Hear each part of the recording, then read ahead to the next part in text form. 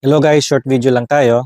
I-share ko lang sa inyo guys itong produkto na ito, TK Star GPS Tracker. So ito siya, TK Star GPS Tracker. Meron akong review nito sa YouTube. So nilalagay ko yung link nun para mapanood nyo yung full review ng TK Star GPS. So bakit ko sa inyo introduce ito?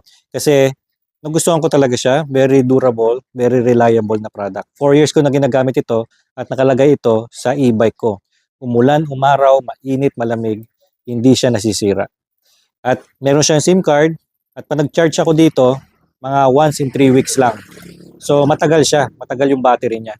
At kailangan nyo lang ng itong app sa inyong cellphone. Yan, so nagko-connect siya, makita nyo sa apps ng inyong cellphone kung nasaan na ang inyong e-bike o kung saan man ninyo gusto ilagay itong tracker ninyo. So napaka-reliable na ito guys, ano. Kaya gustong-gusto ko rin itong i-introduce sa inyo kasi hanggang ngayon ginagamit ko ito. Pero since na yung VF3 natin ay wala pang insurance sa ngayon, gagamitin ko to sa ating VF3 para isang means para sa ating security ng ating sasakyan. So kung gusto niyo bumili ng TK Star GPS tracker, lalagay ko yung link nito, product link nito sa ating description at sa ating comment section.